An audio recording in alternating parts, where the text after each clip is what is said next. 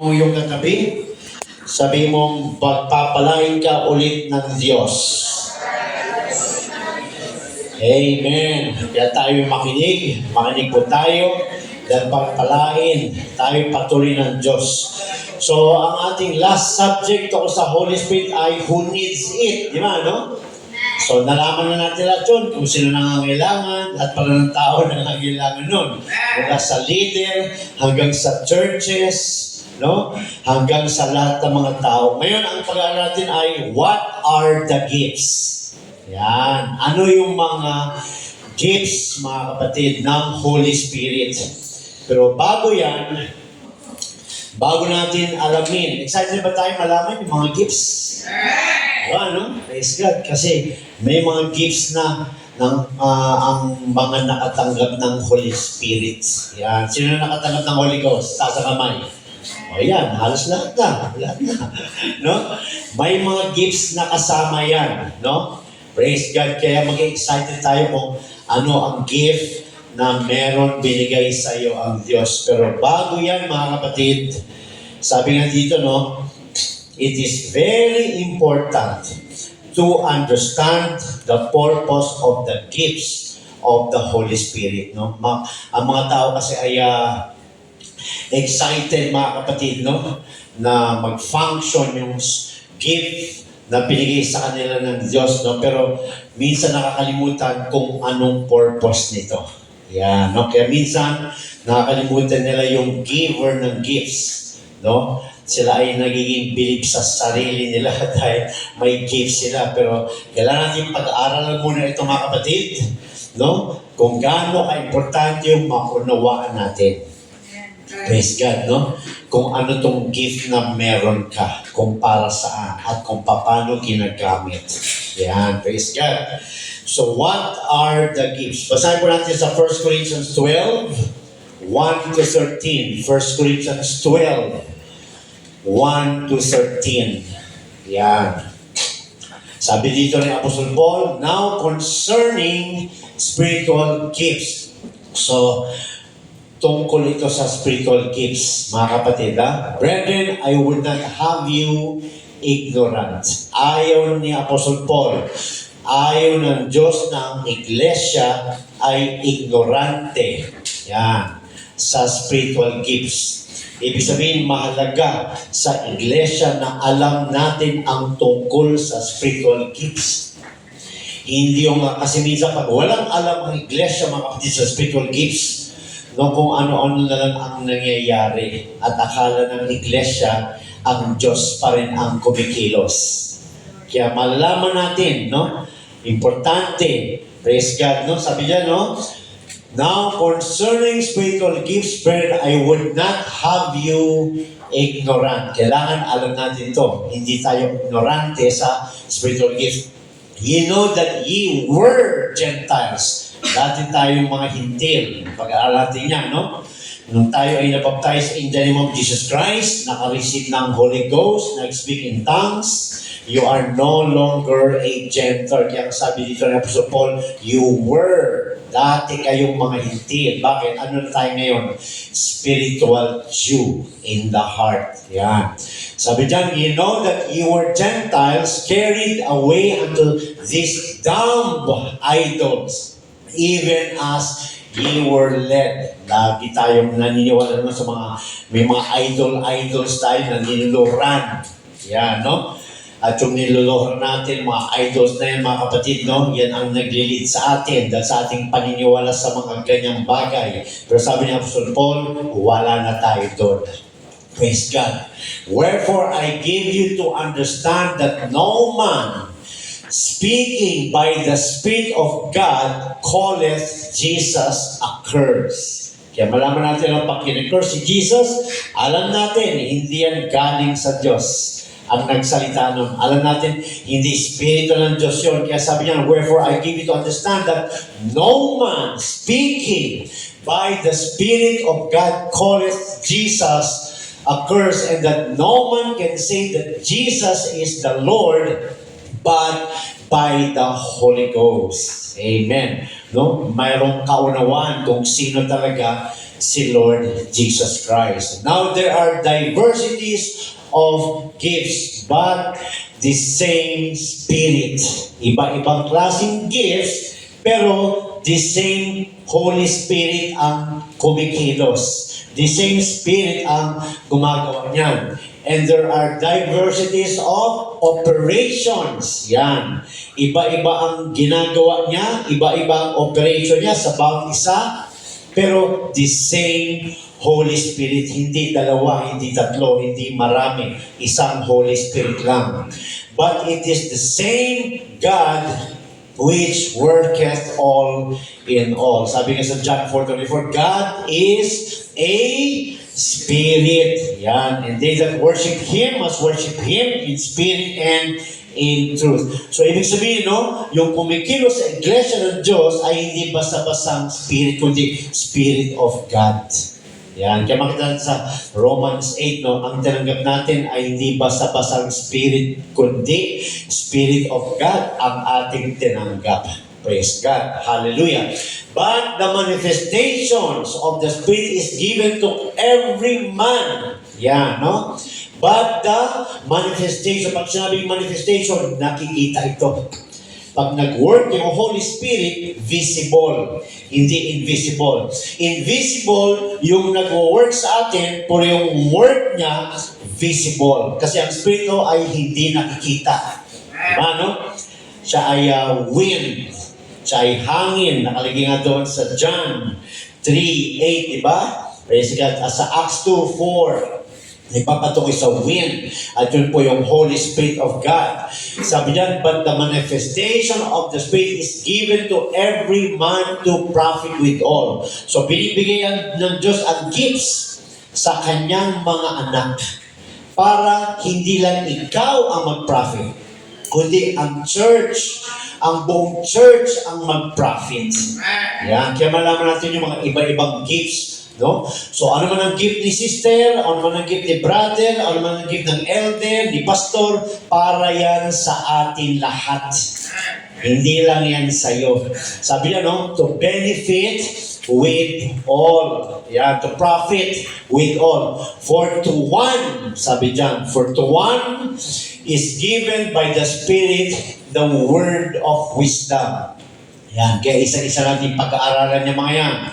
To another, the word of knowledge by the same Spirit. Yan, same Spirit, word of knowledge naman. To another, faith by the same Spirit. To another, gifts of healing by the same Spirit.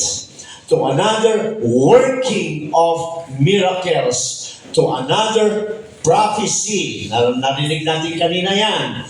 To another, discerning of spirits. To another, diverse kinds of tongues. Yan, iba-ibang klaseng languages. To another, the interpretation of tongues. Yan, may nag-interpret, no? Dahil tayo Tagalog, no? May mag-interpret. But all these worketh that one and the self-same, dividing to every man severally as he will. Praise God, no? So lahat ito, no, ay para sa atin. Yan, sabi niya, no? For as the body is one and hath many members. Parang katawan natin, iisa ka lang. Pero marami kang members sa katawan, no? Praise God. Yung kamay ay hindi hiwalay sa katawan. Hindi siya pwedeng magtrabaho ng para sa kanya lang, no? Yung kamay, no, ang purpose niya ay nagbe-benefit yung bibig, nagbe-benefit yung katawan, no? Kung kailangan mo magsintas ng sapatos, praise God, yung kamay nagtatrabaho para makapagsintas ng sapatos. So nag-benefit si paa. Di ba? Praise God. Kung kailangan mong kumain, gagamit si kamay para makapagsubo ka. Nagbe-benefit si bibig. So, ganoon ang spiritual gifts, mga kapatid. Binibigay ng Diyos sa bawat isa ang iba-ibang klaseng gifts para yung buong katawan. Kaya nga sabi niya, no? Verse 12, for as the body is one and had many members. Ang body natin ay isa, pero marami tayong members. No? May heart, my mind, my eyes, my mouth, my ears, my hand, my feet. Di ba, no? Ganon din ang church, tayo ay one body at maraming members. Yan, no? At binibigyan niya ng iba-ibang gifts ang bawat isa. Pero tayo as one body ang nagbe-benefit niyan, mga kapatid. Naintindihan, mga kapatid? Kaya pag nakatanggap ka ng gift, na-discover mo yung spiritual gift mo, kailangan yan maggamit, no? Paggamit sa church dahil ito'y isang katawan. Katawan ko rin kayo. Yan. Katawan nyo rin ako. Tayo ay katawan ni Kristo. Yan. Isang katawan lang tayo. At binibigyan niya tayo ng spiritual gifts para tayo ay mag-benefit sa bawat isa. Yan. Kasi sabi niya, no? For by one Spirit are we all baptized into one body. Yan. Diba, no? Sa Acts 2:38, then Peter said unto them, repent and be baptized every one of you in the name of Jesus Christ for the remission of sins, and ye shall receive the gift of the Holy Spirit. Yan, no? So sabi niya, no? For by one Spirit are we all baptized. Kaya nung tayo ay nakareceive ng Holy Ghost, tayo po ay nabaptize na sa isang Spirito na yan. Praise God. Hallelujah. Whether we be Jews or Gentiles, whether we be bond or free, and have been all made to drink into one Spirit. Kaya yung natanggap ni Brad, yung natanggap ni Sister, ni Pastor, mula sa akin hanggang sa dulo na nakareceive ng Holy Ghost, we have received only one Holy Spirit, hindi marami. Pero ang gifts ay marami. Ang Diyos ang nagkakaloob kung kanino niyang ibig ang gift na ito, ang gift na ganyan, kung kanino niyang ibigay ang gift na yan, mga kapatid. Praise the Lord. So sabi niya, no, may classification of gifts. Pag sinabing classification, no, may arrangement of groupings. You see, our God is a God of order. No, kaya ay ni God ng magulong church. No, dahil ating Diyos ay God of order. Kaya mag-isa pagbibigay, no, ng spiritual gifts, no, ay naka-arrange ito, naka-order ito, no, sa tatlo. No, naka-divide, no, kasi meron tayong 9 spiritual gifts. Yan, no? So, ano ang unang grouping, mga kapatid? Administration. Yan. Pag sinabing administration, no, ito yung nagra-run ng God's business. Kumbaga sa eskwelahan, di ba, pag sino yung pumapasok sa school o sa mga may opisina, bawat opisina, bawat school, merong administration. May office. Yan, no? Sila yung brain. Yan, sila yung utak. Sila yung ginagamit ng Diyos paano patakbuhin. Yan, sila yung ginagamit ng school, paano patakbuhin ang school, paano patakbuhin ang opisina, may administration. Ganon din sa spiritual gifts, may administration. Yan, pag sinabing administration, mga kapatid, no, ito ay running of God's business, the brain na binibigay ni God para sa church, at ito po ay word of wisdom. Yan, no? Kaya ginagamit ni God to run God's business is the word of wisdom. Hindi healing. No? Word of wisdom. Kasi brain yon, understanding yon, wisdom yon. Yan, no? So, yan yung isang gift under administration. Next is the word of knowledge. Yan, praise God. Word of knowledge under administrative pa rin yan. Number 3 is discerning of spirits. Yan, no? Teka, mukhang mali ito eh. Yan, no? Yan yung mga brain. Word of wisdom, word of knowledge, discerning of spirits. Yan, no? Yan yung administrative na classification. Next is ministering. Yan. Yan yung another group. Yan yung sumunod. Ano ibig sabihin ng ministry? Serving. Ito yung ministry na pag binigay sa'yo, you're supposed to serve. Yan. Kaya ang church, mga kapatid, or ano yan, in order yan. Hindi ko na lang, hindi basta-basta ikaw na lang. Hindi. May pinagkakalooban ng gift at kailangan mag-manifest sa kanya yun at kailangan gumana yun sa kanya dahil nakaplano, no? Si God ang gumawa ng opisina. Yan, no? Si God ang nag-uutos kung itong gagamitin ko para dito, itong gagamitin ko para sa ganyan, para tumakbo yung aking business ng maayos.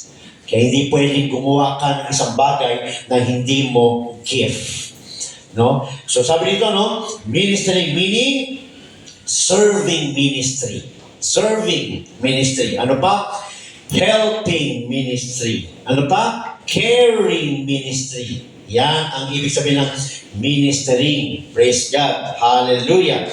So andyan yung evangelism. Yan. Andyan yung paghahayo. Yan yung mga ilalim niya.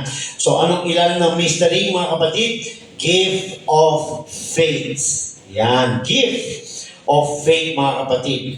Pangalawa, gift of healing. Praise God, no? So, wala dun sa administrative, ang healing, nasa ministering. Yan, no? Kaya pagka, alam mo, may gift of healing ka, mag-minister ka, lumapit ka sa may sakit, at mag-lay hands ka, para makapag-minister ka sa katawan. Yan. Kaya kailangan talaga inaaral to para in order ang church. In order ang church. Praise God. Gift of faith. Ano pa? Gift of healing. Ano pa? Working of miracles. Yan. Ministering.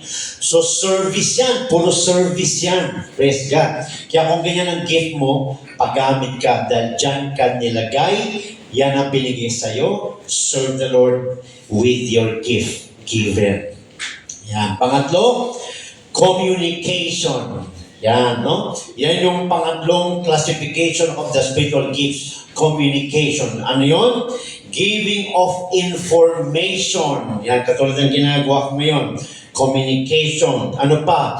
Proclamation. Declaration. Yan. Preaching.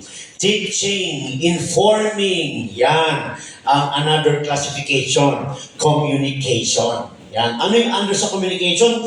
Prophecy. Katulad na nangyari kanina, we were informed by the Lord by her gifts. O, di ba ano sabi ni Lord kanina?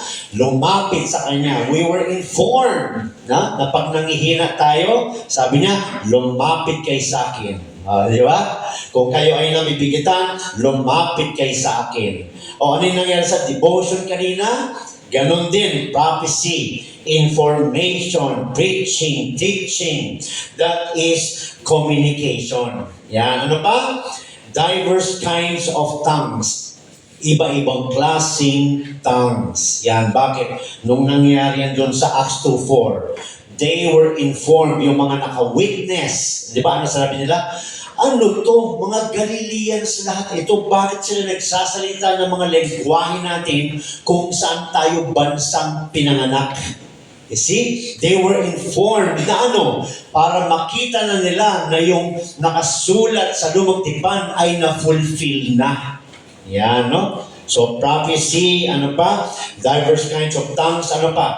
Interpretation of tongues. Kaya pag may nagtatongues, pag nagkwentuhan, baka may na-intindihan ka na kami lang ang nakarinig ng tongues. Kasi naranasan na namin yun. No? Dami nag-speak in tongues at church. After ng fellowship, may nagsalita. Ang sabi niya, grabe sinabi Lord, no? Nagtaka kami, ano sinabi Lord? Lahat naman tayo nagtatangs. Lahat naman nagtatangs. Hindi. Sabi Lord, magpatuloy. Meron siyang gift of interpretation of tongues. Yan, no? Minsan naman may nagtatangs, may nagla-language, nag-i-interpret siya sabay doon sa nag-speak of tongues. May gift of interpretation of tongues yun. Praise God. So yun yung tatlo mga kapatid. Administrative, ministering, communication. So alam nyo na, administrative, word of wisdom, word of knowledge, discerning of spirit, ministering, gift of faith, gift of healing, working of miracles, ministering, service, communication, prophecy, diverse kinds of tongues, interpretation of tongues. Okay ba tayo? Ano kaya yung nasa iyo? Di ba, ano? Para makapag-minister ka na. Yan, no? Kaya kailangan malaman natin, kaya ano sabi ng pastor sa akin noon, be involved always sa gawain ng Diyos. Dahil lahat gagamitin ng Diyos sa loob at sa labas. Praise God. So hindi lang tayo nag-praise and worship. Hindi lang tayo puro fellowship, tugtog, awit, hindi. No? Meron tayong trabaho. Bakit? Binigyan ka ng kapangyarihan ng Diyos para itrabaho yung gusto niyang itrabaho mo. Yan. Praise the Lord. Hallelujah. Ito na. True spirituality arises out of a perfect balance of word and spirit. Praise God. Ang tunay na spirituality, balanse ang kanyang pamumuhay sa spiritual at ang kanyang pamumuhay sa lupa. Yan, no? So, ano pa yung mas malalim? Yung spiritual gifts niya, balanse sa salita ng Diyos. Kaya madidiscern natin. Kaya pag church nag-aaral, madidiscern natin if ang kalaban ang nagsasalita. Dahil malalaman natin kung sumusobra ang sinasabi. Dahil nararanasan namin yan noon sa ibang church, mga kapatid. Kung ano-ano nang pinagsasabi, pinag-uutos, hindi na balanse. Kaya mag-iingat ang mga may gifts of prophecy kasi minsan ginagamit ng kalaban ng ating emotions. Humahalo. Yan, nag-ooperate ang spiritual gifts. Pero minsan nadadagdagan, nahahaluan ng kanyang sariling emotions. Doon madidetect na yun ang mga nasa administrative discerning of spirit. Kapag nadidiscern ko, alam ko, pag ito ay spirito ng Diyos o hindi, dahil tayo ay aral. Kaya ang iglesia kailangan aral. Di ba? Dahil ang iglesia hindi aral, pinaglalaroan ng kalaban. Pero kung aral tayo, mga kapatid, madidiscern natin. Praise God. At ano mangyayari? Pwedeng mag-rebuke. Praise God. So sabi niya, mga kapatid, no? Meaning, the Spirit does not contradict God's Word. Yun ang ibig sabihin nun, yung pagiging balance. Ang tunay na spiritual ay yung kanyang gifts, yung kanyang activity, yung pagkilos ng Holy Spirit sa kanya ay hindi nagko-contradict sa salita ng Diyos. Di ba? Praise God. Kaya sabi niya, no? True spirituality arises out of a perfect balance of word and spirit. The Word of God provides a sure foundation for the Spirit. There can be no spirituality without the presence of the Spirit, and the Spirit refuses to reside outside the bounds and guidelines of the Word. Praise God, no? Ang tunay na spiritual, ang tunay na may gift, hindi siya magsasalita, hindi siya lalabas sa bibig ng tao na lumalampas. Kasi ang Holy Ghost, gift yan. Si Lord John, bound siya sa salita ng Diyos. Bakit? Siya rin yun. Kaya pag may nadagdag sa kanyang iba, na nagkukos ng contradiction, na nagkukos ng confusion, na nagkukos ng division sa church, lumampas na. That is not already the move of the Holy Spirit. Kasi ang plano lagi ng diablo is to divide, to distract, to confuse, to destroy. No, ang purpose ng Holy Spirit is love, to edify, to improve, to fix. Yan, no? Kaya malaman natin. Praise God. Kaya sabi niya, no? There can be no spirituality without the presence of the Spirit. Praise God, no? Imposible nga mag-prophesy ang wala pang Holy Ghost. Kung alam mo, wala kang Holy Ghost at may tumutulak sa'yo. Kasi naranasan namin yan, mga kapatid. Tinulak daw siya, then after rebuke, bumagsak. Praise God. After gawain, kinausap ko. Sabi niya sa akin, may pumili daw sa kanyang voice to say that. Pero mo, pinapauwi kami. Pinapauwi kami mula Saudi Arabia. Uwi kayo, sabi sa amin. Praise God. Pinantungan ko agad na kamay dahil alam kong hindi na galing sa Diyos. Praise God. Tanggalin niyo ang inyong mga relos. Sabi sa amin, praise God. Pati relos, pinapatanggal. No? Over, outside. Kaya sabi dito, no? For the Spirit, there can be no spirituality without the presence of the Spirit, and the Spirit refuses to reside outside the bounds and guidelines of the Word. Kasi ang Holy Spirit, isa lang yun eh. Siya yung Word of God eh. Hindi siya pwedeng umibas sa Bible. Yan. Pag sinabi ng Lord na huwag kalitan ang pagdalo at may nagsalita, maunawaan ko kayo kung hindi kayo tumalo. That's outside. Tindihan na natin? Kaya maging wise tayo, no? Aralin natin pagka negative, that's not from God. That's from the devil. Praise God. Hallelujah. Kaya babantayin natin yan. Sabi dyan, hallelujah. The Holy Spirit refuses to reside outside the bounds and guidelines of the Word. Ito pa rin. Yan, no? Ito pa rin ang ating guidelines, Word of God, no? Kasi tandaan natin mga kapatid, marami na ngayon ang nagpo-prophesy na kahit na wala na sa truth, may prophesying na. Praise God. So wala doon, hindi natin basihan yan, no? Ang basihan natin, Word of God pa rin. Maganda yung may gift, pero kung yung gift lumalabas sa salita ng Diyos, nagkakagulo ang church, it's no longer from the Lord. Amen? Praise God. Kasi sabi dyan, the gifts of the Spirit were designed by God to be the very heartbeat of the living, vibrant body of Christ. So may design ang Diyos sa kanyang body. May design ang Diyos sa church, mga kapatid. Ano yung design niya? Ano man ang heartbeat ng Diyos, ganoon din ang heartbeat natin, mga kapatid. Yan. Hindi iba, pareho lang. Praise God. Kasi sabi niya, no? If we accept the concept that evangelism is the basic ministry of the church. Evangelism. Kung tinatanggap natin na ang evangelism talaga ang basic ministry ng church, then we must realize that we are doomed for failure if we do not avail ourselves of the equipment God has provided. Design ng Diyos na ang church ay mag-evangelize.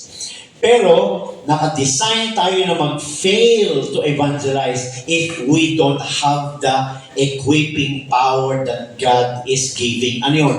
Holy Ghost. Kaya pag nag-evangelize tayo, it's because we already have received the Holy Ghost. Kaya may makita tayong mga nag-evangelize na iba na ang tinuturo dahil walang Holy Ghost. Amen? Hindi na Holy Ghost ang nagtuturo. Bakit? Marami ng turo na wala na sa Bible. Praise God, no? Be baptized in the name of the Father and of the Son and of the Holy Ghost. So, nag-baptize. Diyan din ako dati galing, mga kapatid. Utos yun, pero nasunod ang utos, hindi. So ano nangyari? Nag-contradict. So it's not the Spirit of the Lord. Because without understanding. You see? Praise God. Kaya sabi dyan, hallelujah. We are doomed for failure kung tayo ay mag-evangelize. If we do not avail, kung hindi tayo kukuha, kung hindi natin matatanggap, o kung wala sa atin, if we do not avail ourselves of the equipping God has provided, ano ba yung provided God na equipping para sa atin? Praise God, Holy Ghost. Ano pa? Word of knowledge. Di ba? No? Kaya nag-aaral tayo. Kahit may Holy Spirit ka na, kailangan mo pa rin ng word of knowledge. Kailangan mo pa rin ng pag-aaral, equipping. Kaya meron tayong equipping. Pag equip ka na at may Holy Ghost ka na, dapat nag-minister ka na. Di ba? Pagka-equip ka na, may Holy Spirit ka na, dapat nag-minister ka na. Kung yan ang gift mo, mararamdaman mo yan. Kung yan ang gift mo, dahil hindi ka mapakali. Parang gusto mo talagang ayaw mo umupo dyan. Ayaw mo manatiling dito lang tagatugtog. No? Meron ka talagang desire na gusto mo talaga humawak ng church. Gusto mo talaga humayo. Gusto mo talaga mag-share. Nasa iyo ang evangelism. Kaya huwag mo nang hintayin na itulak ka dahil si God na mismo ang nangungusap sa iyo. Ganun yun, mga kapatid. Praise God. So babantayan natin yung ating flesh kasi ang flesh natin ang laging nagiging hadlang. Tamad ang flesh. Ayaw niyan. Nakalagay sa book of Romans 8 yan. No? Hindi sumusunod ang flesh. Ayaw ng flesh sa gusto ng spirit. No? Hindi sila pareho. Magkalaban sila. Praise God. Kaya lang anak ka na ng Diyos. Praise God. Hallelujah. Kaya sabi niya, no? Amen? The most effective way of presenting the gospel, pinaka-effective way para i-present ang gospel. Alam mo yung gospel, death, burial, and resurrection. Alam na natin yan, di ba, no? Salvation, ibig sabihin, alam mo na yung kaligtasan. Ang the best way para i-present yan. Sabi nito mga kapatid, the most effective way of presenting the gospel as taught by the early apostles was one of power. Praise God. May power ka na dahil may Holy Ghost ka na. Kaya pag ikaw ay nag-share, mararanasan mo at mararanasan ng sinishare mo ang presensya ng Diyos, ang kapangyarihan ng Diyos. Mararanasan ng tao. Kaya basta natin mga kapatid, Acts 4:33. Acts 4:33. Praise God. Ang sabi sa Acts 4:33, yan. And with great power. Di ba ano sabi sa Acts 1:8? You shall receive power after that the Holy Ghost is come upon you, and you shall be witnesses unto me. Sino na naka-receive ng Holy Ghost? Ibig sabihin, naka-receive ka na ng power. Yan, mga saksi na tayo. Mga saksi na tayo mga kapatid, no? Pwede ka na mag-evangelize. Amen. Para mag-activate yung power. Ang unang power na mararanasan mo ay ikaw na nakakalakad na. Ikaw na nakakakatok na. Ikaw na nakakapunta na sa mga bahay-bahay. Ikaw na nakapaghayo na. Ang unang power. Kaya sabi niya, you shall be witnesses of me. Yung Holy Spirit, yung power na natanggap mo, yun na magdadala sa iyo sa paghayo. Kaya pag hindi mo nagagawa yan, abnormal. Yan. Kaya sa panahon nila mga kapatid, di ba, binato pa si Stephen? Praise God, kasi harap-harapan. Amen. Pero dahil binato si Stephen mga kapatid, yun na, nagtatago na sila, pero house to house, hindi sila tumigil. Hindi porket binato si Stephen, tumigil sila, hindi. No? House to house. In secret mga kapatid. No? Pero nung unang nakalisip sila, narinig ng lahat, nasaksihan ng lahat.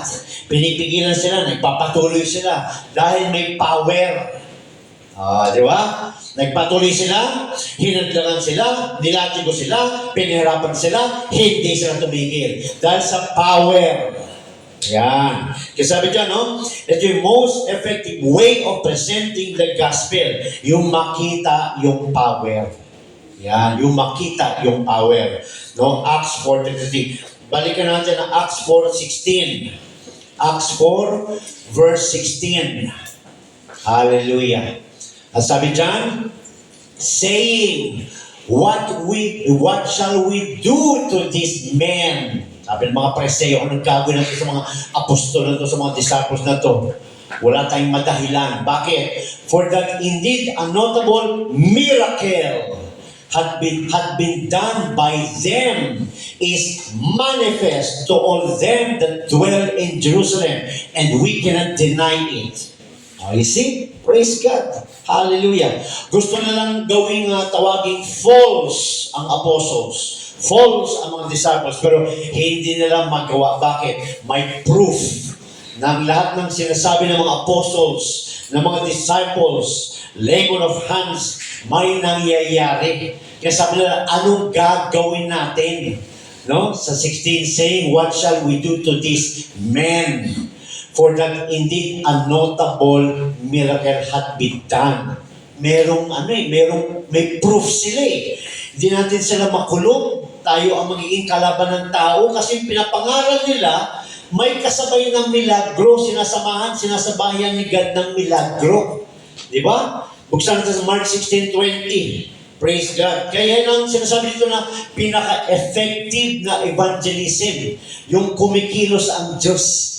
Praise God. Ano sabi sa Mark 16:20? And they went forth and preached everywhere. Wala silang pinipiling lugar. Everywhere.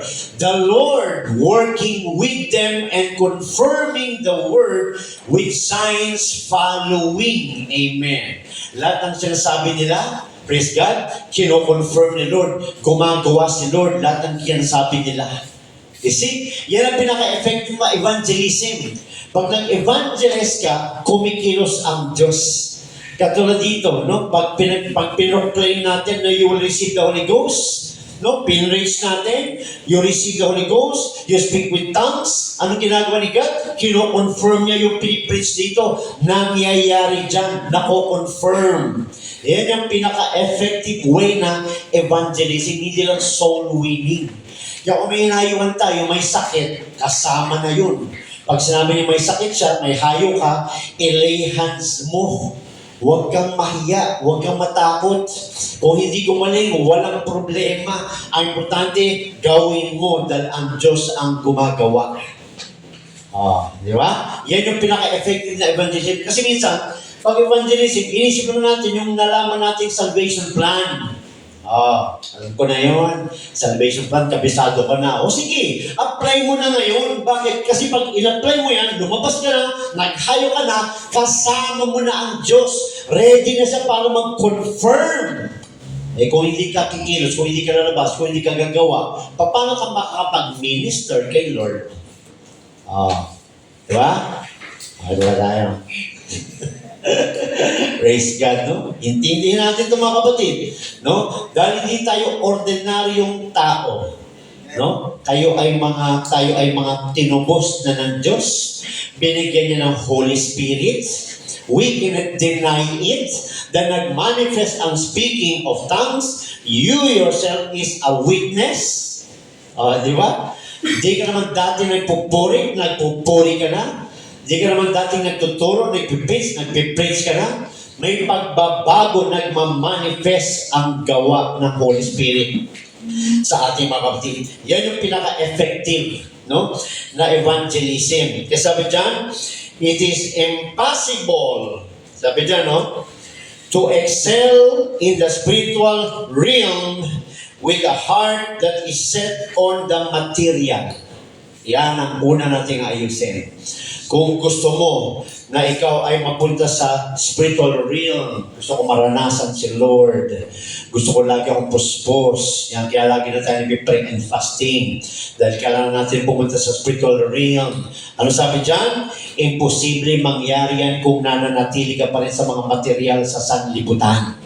Kung nakafocus ka pa rin sa sanlibutan, kung dyan ka pa rin nagdidesire sa mga sanlibutan, imposible na ikaw ay mapunta sa spiritual realm.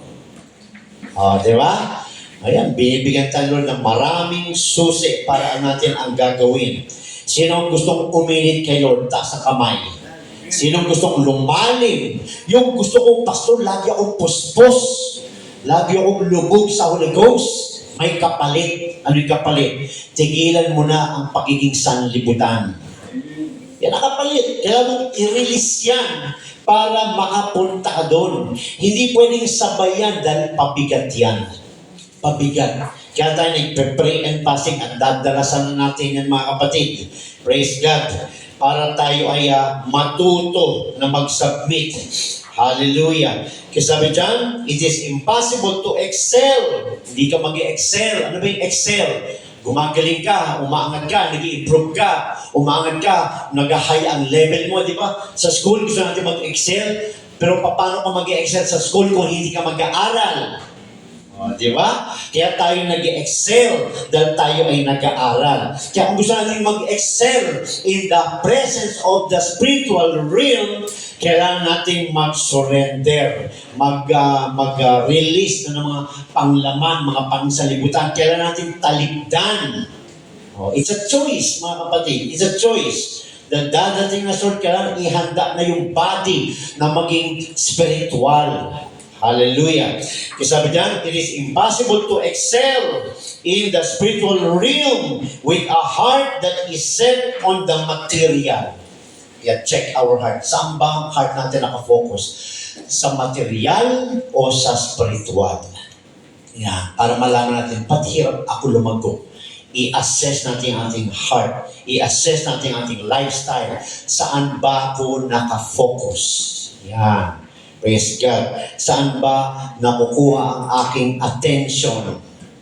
Amen. Praise God. Hallelujah. Kaya sabi dyan, we, with a heart that is set on the material, we must have a godly sense of priorities if we are to please God. Kung gusto mong i-please God, ano ang priorities mo? Okay. Ano ba ang priorities ko? Gusto ko i-please si God Pero ano ba ang priorities ko? Yan, no? Hallelujah. It is very important to remember that the church is a spiritual body. So, spiritual body tayo, mga kapatid. Praise God. Spiritual body tayo. So, dapat yun yung ating priority. Bakit? Hindi tayo, pag nag-rapture, hindi tayo papunta dito. Papunta tayo sa kaharian ng Diyos. Sa spiritual kingdom ng Diyos. Doon tayo papunta. Kaya kailangan yung priorities natin, doon nakafocus. Kasi kung doon ka nakafocus, doon ka talaga papunta. Pero kung hindi ka doon nakafocus ka dito, dito ka talaga papunta. Umaasa ka ma-rapture, pero nakafocus ka dito, dito ka papunta. Kaya kinakailangan, i-assess natin, i-check natin, saan ba ako nakafocus? Taga-sanlibutan pa ba ako o taga-langit? Taga-langit na ako baptized na ako ni Lord sa pangalan niya. May Holy Spirit na ako anak niya na ako, tinataan niya na ako. Hindi taga-doon ka na, kung taga-doon ka na, doon ka na mag-focus. Huwag mo nang lokohin yung sarili mo kasi pag nag-focus ka pa dito, pinapahirapan mo lang yung iyong Christian walk. Okay ba tayo? Huwag yung mamaya, patuloy niyo ako dito. Kaya sabi ko, Lord, mahal ko yung church, pero kailan, Lord, ano ba talaga? Sabi Lord, eto na yun. Ituro mo ang dapat ituro. Hindi tayo pwedeng sugar preaching, yung matamis, pero hindi kayo lalago. Kailangan yung asin. Para magkalasa ng ating Christian life, no? Kaya sabi dyan, buksan natin mga kapatid, ano ba ang ating priorities? Matthew 6:33. Memory verse. Matthew 6:33. Ano sabi dyan? Anong unang word na ginamit dyan mga kapatid? Seek. Diba? Kung yan ang priority mo, kung spiritual ang priority mo, mag-seek ka kay God. But seek ye first. Hindi sabi seek ye second. Ang priority ay kingdom of God. King's dominion in our life here on earth. Kapangyarihan ng Diyos na nagahari sa langit. Yan ang ating isik. But seek ye first the kingdom of God and His righteousness. Yung kanyang katwiran, salita niya. Praise God. Hallelujah. Kung nagkamali na tayo nakaraan, kalimutan na natin yun. Ito na yung panibagong araw na mag-uumpisa ka na. Kalimutan mo na yung nagkasala sa'yo, nang inis sa'yo, kasi tungkol to sa'yo. Hindi to tungkol sa kanya. Tungkol to sa'yo. Umpisahan ko na talagang mag-commit na talaga kay God para hindi na ako manlamig, hindi na ako mawala ng gana, para talagang doon na ako papunta. Bahala siya kung ay na, pero ako nag-decide na ako. Gusto ko na i-first priority ang kingdom of God. Kaya doon na ako magpo-focus. Iiwas na ako sa pangsalibutan sa mga material na bagay. Iwasan ko na yan dahil ano yan? Lason. Lason yan. Praise God. Sarap ng Bible study ng karne, di ba? Praise God. Hindi lang naman kayo ang tinatamaan, ako din. No? Baka mas marami pang ako Praise God, no? Kaya sabi dyan, spiritual body whose function is primarily spiritual. Ang function natin, spiritual. Hindi sanlibutan ang function natin. Kaya kung anak ka na ng Diyos at nag-i-involve ka pa sa mga gawain ng salibutan, mga party-party dyan, mga disco-disco dyan, hindi ka na dapat nag-function dyan dahil yan yung luma nating function. Di ba? Pero inalis na tayo dyan, tinataan ka na, akin ka na, sabi ng Diyos, taga dito ka na sa langit, hinihintay na lang kita. So dito sa lupa, nag-function na tayo as spiritual. Praise God. Hallelujah. Kasi sabi niya, no? Hallelujah. The church is a spiritual body whose function is primarily spiritual. Praise God. Hallelujah. Kasi sabi niya, no? The gifts of the Spirit were given to the church so we would not be ignorant. Kaya nga sabi sa 1 Corinthians 12:1 kanina, sabi ni Apostle Paul, ayaw ko ng mga ignorante kayo. Kaya inaaral natin ito para alam natin. Okay ba tayo? Praise God. Okay pa, may oras pa. Sabi niya mga kapatid, no? If we are ignorant of the gifts, is for one of two reasons. Kung ignorante ka sa gifts, may dalawang reason kung bakit. Number one, we were never taught. Pagkakamali ng leader yan. Kaya ang leader, kailangan niya magturo ng salita ng Diyos dahil kung hindi affected ang church, ba't pa siya humawak ng church kung ayaw niya magturo? Ba't pa siya ahawak ng church kung pipiliin niya lang yung tuturo niya? Ba't pa siya ahawak ng church kung gusto niya paramihan lang, tatagalin ko muna yung tithes, tatagalin ko muna yung holiness para dumami ang member ko? Ay nako, hindi lalago ang church. Hindi nakatingin si Lord sa dami. Nakatingin si Lord sa spiritual church. Nakatingin si Lord sa quality. Kaya kung ignorante man ang church sa spiritual gifts ay dahil hindi tinuturo ng leader. Kaya ayaw ko maging guilty dyan. Pangalawa, we did not want to learn. Maaring nagtuturo ang pastor, nagtuturo ang leader, pero ayaw mong matuto. Yan. Ayaw matuto. Attend sa church, nasa church, pero ang isip, ang puso, nasa labas. Backsliding in heart na pala. Praise God. Pag nasa labas, pinapractice pa rin yung sanlibutan. Yan yung nangyayari. No? If we are ignorant of the gifts, it is for one of two reasons. It's either yung pastor nyo hindi nagtuturo, or it's either na ayaw mong matuto. Yan, praise God. Kaya pag ignorante ang member sa church about spiritual gifts, ibig sabihin, hindi siya dumalo. Wala siyang interest. Kaya hindi niya alam kung sino na ang nag-guide sa kanya. Hallelujah. Sayang yung gift na nasa kanya. Hindi maggamit. Hindi nagbe-benefit ang body. Wala. Kasi hindi siya interesado. So ito na. Ignorance leads to two extremes. Yan, no? Pag ignorante ang saint sa spiritual gifts, may dalawang extremes na pwedeng mangyari sa kanya. Number one, heresy. Heresy. Ano yung heresy? A belief that is contrary to God's word and His Spirit. Heresy. Praise God. No? Kaya kung walang alam ang church sa spiritual gifts, at may dumating dito na magaling na mag-preach at nagturo ng labas sa Word of God at walang alam ang church, ano sabihin ng church? Amen! Di ba? Kasi walang alam ang church. Ignorante ang church. Kaya ano nangyari? Nagkakaroon ng mga turong heresy. Heresy. Praise God. Hallelujah.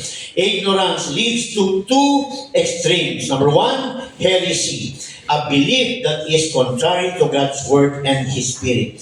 We are not contrary to God's word because it is written in the Bible. Sabi nila, no, ang mga Pentecostal daw ay heresy, false doctrine. But they cannot prove it because through the Word of God, we can prove it that Holy Ghost is still available today. Woo! Sabi nila, ang Holy Ghost daw ay para lang sa mga apostol, kaya heresy yan sila. Wrong! Di ba? Hallelujah. Ang heresy ay yung walang alam. Hindi inaaral ang Bible, kaya ignorant sila. Praise God. Hallelujah. Sabi sa number 2, fanaticism. Fanaticism. Ano yung fanaticism? Excessive practice or obsessive belief. Yan. Kaya kung ano na mga practice sa pinagagawa. Di ba? Marami mga ginagawa, mga fanaticism. No, may nakusap ako, ang Holy Ghost daw, ginaganyan lang. Pag ginanya ka daw, may Holy Ghost na. Fanaticism. Praise God. Saan sa Bible? Dapat nakareceive ng Holy Ghost, pipindutin ka lang sa dibdib, may Holy Ghost ka na daw.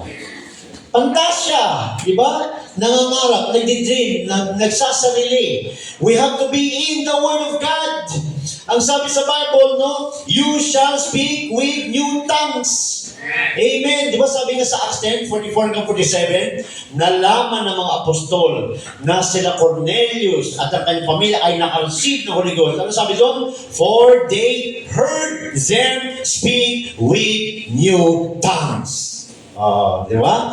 Kaya ang speaking of tongues, ang initial evidence na ang tao ay nakareceive ng Holy Ghost. Praise God.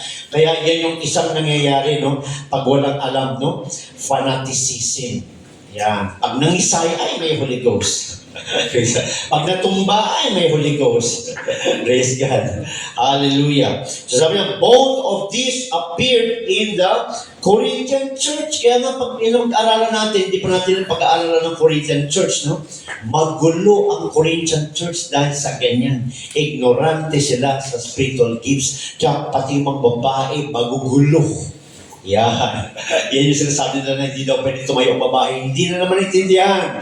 May problema sa Corinthian church dahil wala silang alam tungkol sa spiritual gifts. Hindi aral. Mga ignorante sila. Kaya pag gumalaw ang kalaban, amen, hindi sila nagkakaisa. Praise God. So ito na. Praise the Lord. Hallelujah. I hope matapos natin. The purpose of gifts. Ito mahalaga itong mga kapatid. The purpose of gifts. Praise God. Number 1, to edify the church. Ano ang edify o edification? To instruct the church. Ano pa? To improve the church. Yan ang purpose ng spiritual gifts, para ma-instruct ang church, para mag-improve ang church. Kaya nga pag ang dating ay distraction, confusion, division, it's not the gift that is at work. It's the devil or the emotions. No? Kasi sabi niya, to edify the church, instruct and improve. Yan ang purpose ng gifts of the Holy Spirit. Number 2, to be assigned to the unbeliever. Di ba? Di ba sabi yan ng mga nakasaksi doon sa Acts 2:4? Taga-Galilean lahat yan. Bakit nagsasalita sila ng mga lengguwahe natin? Kung saan tayo pinanganak? Sa iba't ibang bansa. Acts 2:1. No? Hanggang so on. Mababasa yan sa chapter 2 na book of Acts. No? To be assigned to the unbeliever. Praise God. Number 3, to give direction, para mag-guide. Yan, to guide mga kapatid. Number 4, to warn and comfort. Yan, to warn and comfort. Anong klaseng warning ito? Warning to good, not to divide or confuse. Constructive ang warning. Constructive, hindi negative. Hindi pabagsak, hindi pabigat ng loob. O, di ba sabi nga kanina sa devotion, no? Ang yoke ni Lord ay light. Di ba? Kaya pag ang Lord ay kumikilos sa church, umuwi lahat ng masaya. Walang umuuwing sugatan. Kasi si Lord ang nag-heal. Hindi si Lord ang gugulo. Praise God. Hallelujah. Kaya sabi dyan, no? To warn and comfort. Warning to good, not to divide. To divide or confuse. No? Constructive siya. Hindi destructive. Number 5, to glorify the Lord. Kapag nag-manifest sa iyo ang gift na binigay niya sa iyo, hindi glory to me. Walang magtataas ng kanyang sarili, kundi glory to God. Di ba? Minsan kasi may ganyan eh. Pag ako nag-lay hands dyan, makareceive talaga ng Holy Ghost yan. Di ba? Kaya mo naman, ako naman. Pag ako nag-lay hands dyan, gagaling yan. Glory to God. No? Ang kapurihan ay sa Diyos, wala sa atin. Praise God, no? Dahil bakit? Nag-function yun because of the Holy Spirit that is in our body. Di ba sabi nga sa book of John, sabi na kay Philip, greater than this that ye shall do. For I go unto the Father. Bakit? Pag angat ni Jesus, babalik siya in the form of the Holy Spirit. Yun yung tinanggap natin, ang Holy Ghost. Yun yung Holy Ghost na nasa katawan ni Kristo. Yun yung Holy Ghost na gumagawa ng milagro. So hindi tayo. Yan. Hindi tayo. Praise God. Kaya ang makita sa atin, pagpapakumbaba para yung Holy Spirit gumana. Dahil pag nagmamataas tayo, hindi nagagana ang Holy Spirit, ikaw ay hadlang na. Yan, no? Kailangan kasi bumukas ang pinto para makapasok ang Holy Spirit. Kailangan kasi bumaba ka para makatrabaho ang Holy Spirit. Kung hindi ka bababa, nagiging harang ka sa Holy Spirit. Yan, no? Kaya, number 5, to glorify the Lord. Lift up God. Lift God above all and worship and praise Him and not man. Di ba? Ay, dadalo ako. Bakit? Si ang preacher, hindi mo na ako maglalaba. Yan. No? Impressionist. Praise God. Ay, hindi mo na ako dadalo. Yun lang yun eh. Bakit? Yung Holy Spirit na sa matanda at yung Holy Spirit na sa bata, magkaiba ba? Isang Holy Ghost lang yun. Dapat nga, mas excited ka sa bata. Di ba? Praise God. Kasi yung bata, kung titignan mo, dapat mas kulang. Mas kita sa kanya ang kapangyarihan ng Holy Ghost. Eh yung matanda, may knowledge na. Yung bata, nag-umpisa pa lang. Kaya pag nakita tayo ng bata na nagpipreach, sumisigaw tayo. O, di ba? Minsan sumisigaw tayo dahil bata Huwag yun. Sumigaw ka dahil, grabe, yung bata ginagamit ng Holy Spirit. Yan, no? Praise God. Hallelujah. Kaya sinasabi dyan, mga kapatid, praise God, to glorify the Lord. As the church is edified, pag sinabing edified, nag-i-improve, praise God, Christ is glorified. Amen. Pag na-edify ang God's Grace Church, walang sabihin, God's Grace Church kami. Wrong! Hindi tayo iinit niyan.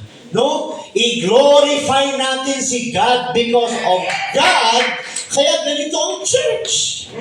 Kaya ang glory lagi sa Diyos. Wala sa organization. Wala sa pangalan ng church. Kaya naman tayo nagkaroon ng pangalan ng church para magkaroon tayo ng license to operate. Praise God. Pero ang license talaga ng church to operate is God. His Holy Spirit. His Word. Yun talaga, mga kapatid. Dahil hindi na pagdating ng rapture, sabi ni God, lisensyado ka ba sa lupa? Hindi. Di ba?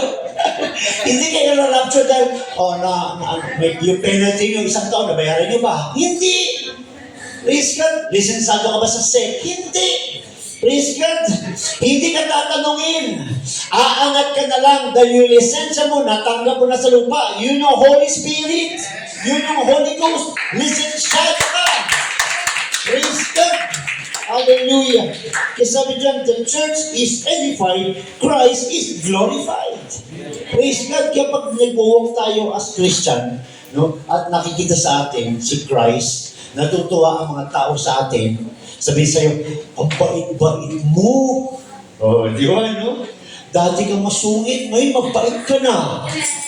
Sabihin mo, glory to God talaga sis. Alam mo, mula noon, yun. Pintuan na kaagad. Di ba? Ang bait-bait mo, dati na ako mabait. Glory to me yun eh. Wala nang glory to me. Di ba sabi sa Bible? Pinulot tayo na parang maduming basahan. Di ba? Kahit na may Holy Ghost na, nagkakamali pa tayo. Kaya huwag tayo mag-glory to me. Pag ang church ay na-edify, si Christ ay nag-glorify. Kaya pag may sa atin, may nagpupuri, iangat natin kagad si Lord dahil kay Lord sis. Alam mo, mula nung tumalo ko doon, Bible study, marami akong nalaman. Dahil kay Lord. Ang ganda-ganda mo naman sabi niya. Dahil kay Lord, marami akong nalaman. Dahil kay Lord. Dahil kay Lord. Dahil kay Lord. Hindi dahil sa akin kasi lahi namin niya magaganda talaga yun. Kayo, anong lahi niyo? Lahi naman kasi natin.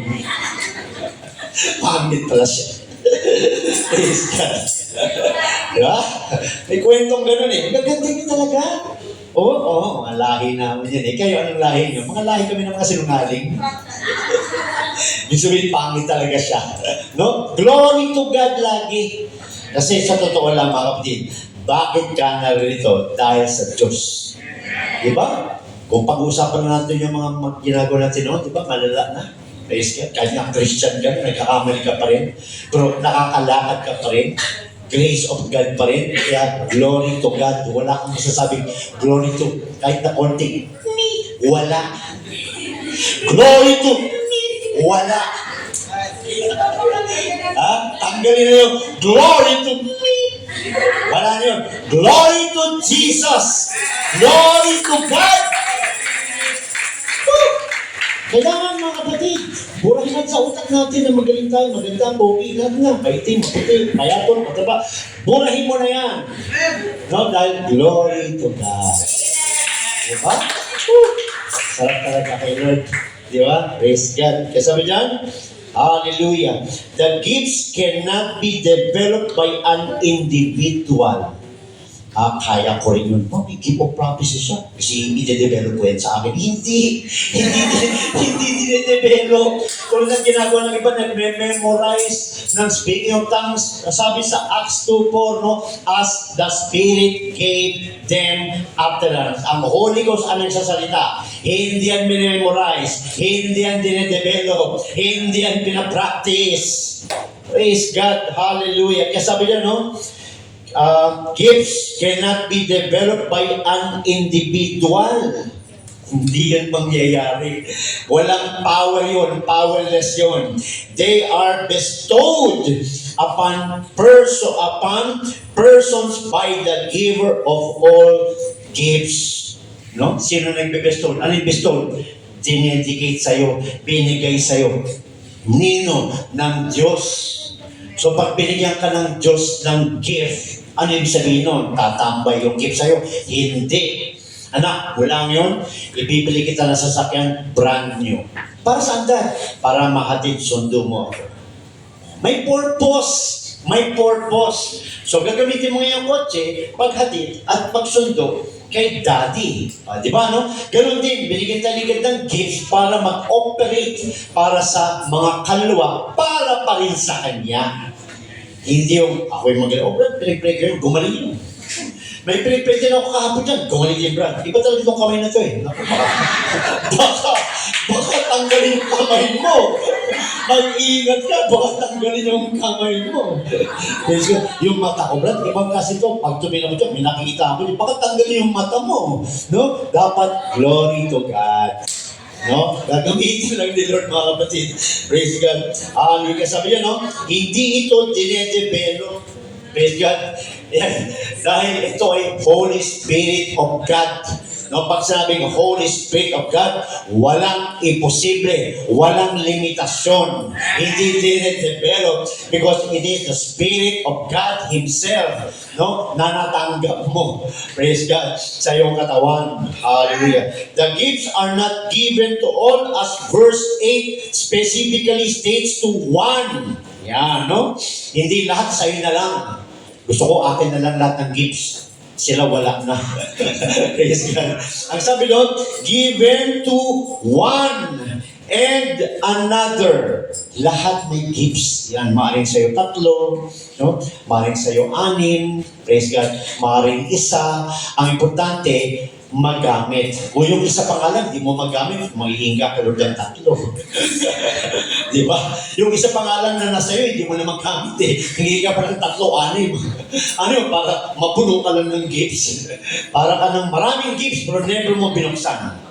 Oh, di ba, no?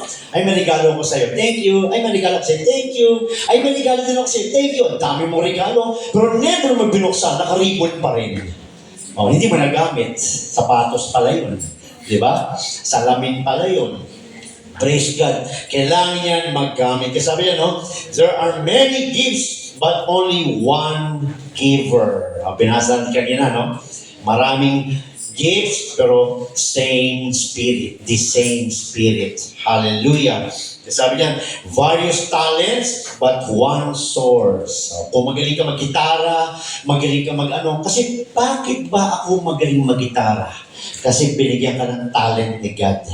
Pinadiscover lang sa'yo, nagkahilig ka, nakita mo mabilis ka palang matuto. Hindi dahil sa'yo, yun pala yung talent na binigay sa'yo ng Diyos. Na-discover mo, dati hindi mo alam. Praise God. Drummer, dati wala kang alam, na-discover mo, mabilis kang matuto. Bakit hindi lahat dito matuto mag-drums? Diba? Isipin mo yun? Praise God. Dahil kung drum yung iba, baka magkagulo na, diba? Kasi iba yung talent na binigay sa kanila. No? Na-discover mo na kaya mo palang kumanta. Binigay sa'yo ng Diyos yan. Talent yan. Kaya hindi ka magaling. Si God ang nagbibigay ng talent. Si God ang nagbibigay ng gifts. Yan, praise God, hallelujah. So kailangan ibaon natin sa utak niya mga kapatid na basahan lang talaga ako na in-improve ni God. Yan, okay pa ba tayo? Okay pa tayo. Praise God. The Holy Spirit is not one who is received after the new birth. Praise God, no? The Holy Spirit is not one who is received after the new birth, but rather at the new birth. Yan. Nung pag sinabing born again, dahil naka-receive ng Holy Spirit, yan. Hindi porket pumunta ka sa born again church, pag sinabing born again church, yung church na yan ay may mga Holy Ghost. Mga nag-speak in tongues yan, church na yan. Mga naka-receive na ng Holy Ghost yan. So pumunta ka ngayon doon, nag-join ka, fellowship ka, kanta-kanta ka rin. Umuwi sa bahay, born again na ako, mami. Hindi ganun yun. Ang born again, yun yung conversion. Paano ka nagkaroon ng conversion? Doon naka-receive ka ng Holy Spirit. Kaya nga sabi sa John 3:5, no? Verily, verily, I said to the except a man be born, kapanganakan, hindi pagdalo, born of water and of the Spirit, he cannot enter into the kingdom of God. So, sinasabi nito mga kapatid, hallelujah, ang conversion mga kapatid ay hindi after, yan, kundi yung pagtanggap mo ng Holy Spirit, yun yung moment na na-convert ka. Dahil yung Holy Spirit, yun yung kapanganakan mo. John 3:8. Ang pinanganak sa laman ay sa laman. Ang pinanganak sa Espiritu ay sa Espiritu. Doon tayo na-convert from laman. Yan, pinanganak ng nanay mo sa laman, no? Paano ka mako-convert sa Espiritu? Kailangan mong mapanganak sa Espiritu. Kaya sinasabi ito mga kapatid, hallelujah. Saan ba tayo? Yan. Sabi niya, no? Ang conversion, praise God, ay doon sa pagtanggap ng Holy Ghost. Hindi after. No? Hindi after ma-receive ang Holy Ghost. Hindi. Pagtanggap mo ng Holy Ghost, that moment that you spoke in tongues, that is the moment that you have been converted as a born again. Yan, no? Kasi iba kasi dumadalo sa church, hindi pa nakaka-receive ng Holy Ghost, pero mamalita niya na, born again siya. No. Ang born again ay isang karanasan. Pinanganak na siya kaya nga born again. Kasi bakit? Mayroon ng unang nakaraan na kapanganakan. Yun yung laman. Nung pinanganak siya sa Espiritu, yun yung again. Yan. Ano yun? Kapanganakan sa Espiritu. Yung moment na pinanganak sa Espiritu, nag-speak in tongues ka, yun yung tinatawag na conversion. Yun yung tinatawag na born again. Yan. Malinaw ba? Praise God. Hallelujah. Kasi marami kayo, di ba nakausap natin, ay born again din ako eh. Ah, talaga? So, naisip mo na yung Holy Ghost, ano yun? Oh, see? False teaching, no? Tanggap lang si Lord, born again ka na. Okay, ako dati mga aral. Mali pala. Praise God. Kasi sabi dyan, hallelujah. Sabi niya, the Holy Spirit is not one who is received after the new birth, but rather at the new birth. It is Christ in our lives who makes us Christian. Yan, no? Pag si Christ ay nasa buhay na natin, doon tayo nagiging Christian. Kasi ibig sabihin ng Christian, pag-aari ka na ni Lord Jesus. You are Christ apostrophe. Si Christ na ang nagmamayari sa'yo. Dahil we were bought with a price. Binili niya tayo, binayaran niya tayo sa kanyang precious blood. Yan, doon sa Mount Calvary, mga kapatid, no? Sa Golgotha. Kaya sabi pa sa atin, Romans 8:1. Praise God. Romans 8:1. Sabi mo, dito matapos. Diba, tapos natin. Lapit na. Amen. Romans 8:1. Sabi niya, there is therefore now no condemnation to them which are in Christ Jesus. Wala nang condemnation doon sa na kay Kristo na. Who are in Christ Jesus, who walk not after the flesh, but after the Spirit. Kung ikaw talaga ay na kay Kristo na, dapat hindi ka na lumalakad sa laman. Ang hirap kasi, pastor pray and fasting. Kaya ginagawa natin may mag-pray and fasting lagi para makalakad na tayo sa Spirito. Praise God. Sino nag-fasting dito last week doon sa ating instruction? Oh, praise God. Kayo lang. Sino nag-pray and fasting? Kasama kayo, umahiya. Yan. Ano nangyari? Di ba? Hindi mo nagawa yung gusto ng laman, di ba? Nabawasan, di ba? Paano kung lagi mong gagawin? Lumipat yung iyong interest. Praise God. Mula sa laman hanggang papunta sa spiritual na pamumuhay. Kaya yan ang halaga ng prayer and fasting, mga kapatid. Kasi sabi niya, no? There is therefore now no condemnation to them which are in Christ Jesus, who walk not after the flesh, but after the Spirit. So, wala na palang condemnation pag naka-Christ ka na. Who walk. Kung lumalakad tayo, hindi na sa flesh, kundi sa spirit na. So, paano yun? Yan, no? Paano yun? Kaya sabi niya, no, Romans 8, 9 to 10. Basa natin, Romans 8, 9 to 10. Sabi dyan, Romans 8, 9 to 10, but ye are not in the flesh. Yan, no? Pag nakatanggap ka na ng Holy Ghost or Holy Spirit, wala ka na sa laman. Yan. We are not in the flesh. Ako sa dito ng Apostol Paul, church na. Church. Kaya design natin yung Holy Ghost kung wala ka pang Holy Ghost. But in the Spirit. If so, be that the Spirit of God dwell in you. Kung talagang nasa iyo na ang Espiritu ng Diyos, kung talagang natanggap mo na ang Holy Ghost, nag-speak in tongues ka na, praise God, you are no longer in the flesh. Bayad ka na. Pag-aari ka na ng Diyos. Now, if any man, ito yung gumising sa kung bakit ko dinisal ang Holy Ghost, dahil nabasa ito ng aming pastor. Now, if any man have not the Spirit of Christ, he is none of his.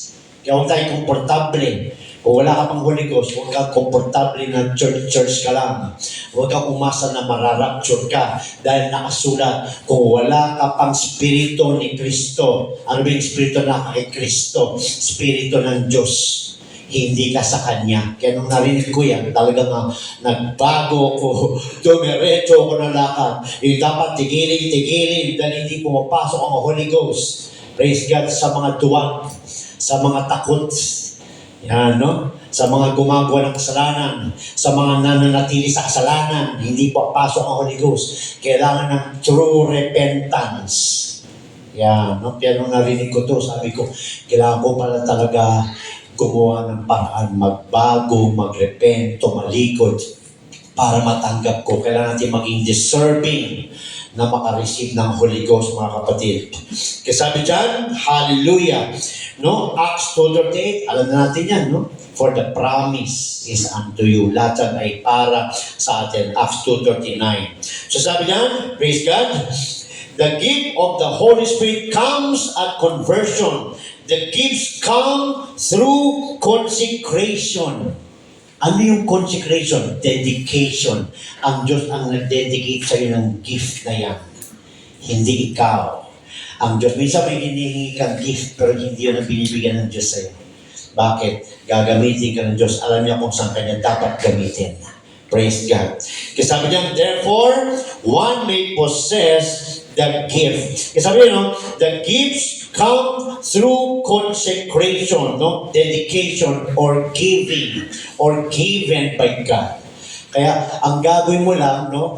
I-desire mo ang Holy Ghost. Dahil pag natanggap ang Holy Ghost, may kasamang gift yan. Walang nakatanggap ng Holy Ghost na walang gift. Ano yun? Hindi nagkaiba na. Praise God, no? Ang nakatanggap ng Holy Ghost ay may spiritual gift. Kaya walang Kristiyanong walang gagawin. Yan. Di ba? Walang Kristiyanong tambay. Praise God. Kasi lahat ay may gagawin. The blessings, ano pa? Ministries, ano pa? And gifts, which are bestowed, ibig sabihin bestowed, given, no, are given to us so we may exalt Christ. Yan, no? Kaya tayo binigyan ng ministry, ano pa, blessings, ano pa, gifts, para i-exalt natin si Christ, hindi yung tao. I-exalt natin si Christ, hindi yung tao, hindi yung may gift. They are an expression of love and must be operated within an environment of love. Kaya yung gift, mga kapatid, no, hindi yan panghusga. Yan, no? Hindi yan pangbagsak ng anak ng Diyos. Kundi tumataan lagi ang gift sa love of God. Dahil galing yan sa Diyos. Dahil God is love. Hindi pwedeng nakareceive ka ng Holy Ghost from God, tapos full of hate ka. Lumabas na sa bound of God's Word. Kaya sabi dyan, they are expression. No, pag nag-manifest ang gifts of the Spirit, no, nag-manifest, nakita, nag-express ang Diyos sa pamamagitan mo, sa pamamagitan ng Holy Spirit na nasa iyo, i-express niya ang love niya sa iyo. Kaya kanya pinapagaling dahil mahal ka niya. Kaya siya nag-exhort dahil mahal ka niya. Kaya siya nag-warning dahil mahal ka niya. Kaya siya nagda-direction, nag-guide lahat dahil mahal ka niya. Yan ang purpose ng gifts. Kaya hindi ginagamit ang gifts sa ikaw. Di ba? Pinapahiya. Hindi. Praise God. Bagaman may mga ganun, mga kapatid. Praise the Lord. Hallelujah. So sabi niya, they are an expression of love and must be operated within an environment of love. No? Expression niya ng love of God. Kaya ang environment niya, love pa din. Yan. Okay pa ba tayo? Malapit na tayo matapos. Praise God. Baka tingin sa akin, manok na. Praise the Lord. No, sabi niya mga kapatid, they are an expression of love and must be operated within an environment of love. The Holy Spirit is the motivating force. So may Holy Spirit ka na. Yan yung motivating force mo. Ano yun? Praise God. Inner force that operates us. Di ba minsan tinatamad ka na mag-church? Pero dito ka pa rin because of the Holy Spirit. Praise God. Gusto mo magtulog, pero yung Holy Spirit nagsalita sa iyo. Yan. Inner force. Yan. Nagmo-motivate sa'yo, magpatuloy ka. Mag-church ka. Huwag kang tatamad-tamad. Di ba? Praise God, no? The Holy Spirit is the motivating force. Inner force that operates us. Love is the motivating factor. So, ang Holy Spirit, yun yung inner force. Power. Praise God. At sabi dyan, love is the motivating factor, internal factor. Ano yun? Holy Spirit, God's Spirit within us. Dahil ang Diyos ay love. God is love. Kaya nga, minomotivate tayo ng Holy Spirit dahil mahal ka ng Diyos. Dahil yun na sa iyo, Spirito ng nagmamahal. Ano ba tayo? Okay, malapit na tayo. Iyan na lang. Praise God. Kasi sabi niya mga kapatid, no? Love is the most important divine characteristics manifested in the life of the Christian. Yan. Yan ang kailangan maramdaman sa atin ng mga unbeliever. Ano yun? Love. Yan. Kaya hindi ka pwedeng pasungit-sungit. Diba, no? Sa school, sa office, no? Hindi ka pwedeng mataray. Kasi hindi makikita sa atin ang love ng Diyos. Hindi makikita sa atin si Christ. Kaya nga ating church to laging nagpapaalala, be Christ-like. Kasi si Christ nagpatawad, umunawa, nagpalakas, umibig, nagmahal, tumanggap. Ganon. Praise God. Love is the most important divine characteristics manifested, nakikita in the life of the Christian. May nagkamali sa'yo, magpatawad ka. Si Christ nagpatawad. May kinaiinisan ka, umunawa ka. Si Christ umunawa. Di ba? Okay ba tayo? Amen. Yes, God.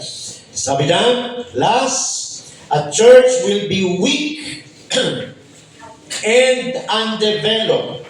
Ang church daw ay maging weak tsaka undeveloped if the gifts are not operated in an environment of love.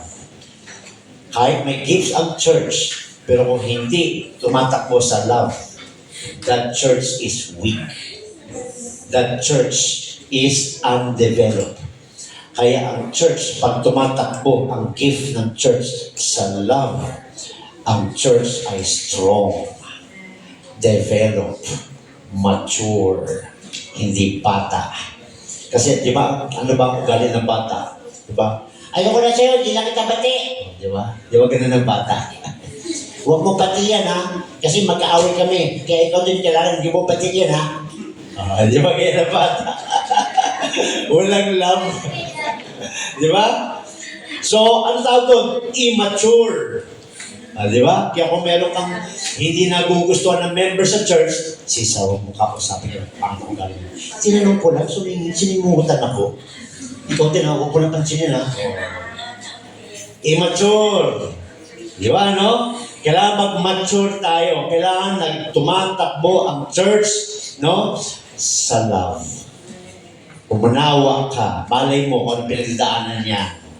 Diba? Huwag tayo maghusga. Kasi sabi niya, a church will be weak and undeveloped if the gifts are not operated in an environment of love. Kung gagamitin mo ang spiritual gift mo, yan sasabi ko kanina, mag-iingat ang may gifts. No? Dahil hindi naman porket nag-ooperate siya, wala kang alam eh. Pag nag-ooperate ang gifts, no, ang tao ay gising. Hindi yung nawala siya. Praise God. Alam niya, narinig niya ang sinabi niya. Praise God. Hallelujah. Kaya kung may hate siya, maaaring madagdagan yun. Yan. Magpatuloy kayo.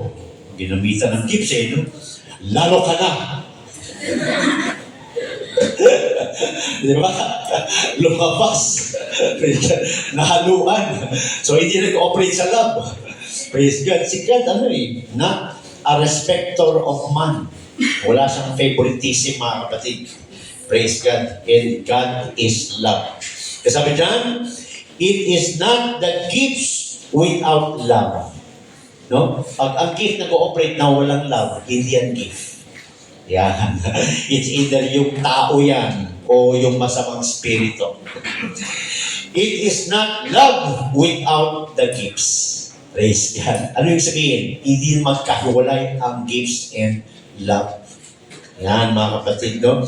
It is the gifts operating harmoniously in an atmosphere of love. Meaning if the gift is operating without love, it is not of God. Yan, no? Paano ka magkakaroon ng gift na nag-ooperate na may halong galit na salita? Di ba, no? Pag may napapahiya. So, hindi yun love, mga kapatid. Vice versa. Okay, ibig sabihin, gifts and love work together. They are inseparable. Hindi sila magkahiwalay. Amen? Naunawaan ba natin, mga kapatid? So, yan ang topic natin, no? Isa-isa natin yan next week. Ano ang nagagawa ng bawat gifts. Pero bago nga natin tinalakay yan, tatalakayin yan, kailangan maunawaan natin kung paano siya gamitin. Yan. Para pag na-discover mo na yung gift na binigay sa ng Diyos, alam mo, para ito sa atin lahat. Because we are one body of Christ. Glory to God. God bless us all in Jesus' name. Amen. Thank you, Lord Jesus.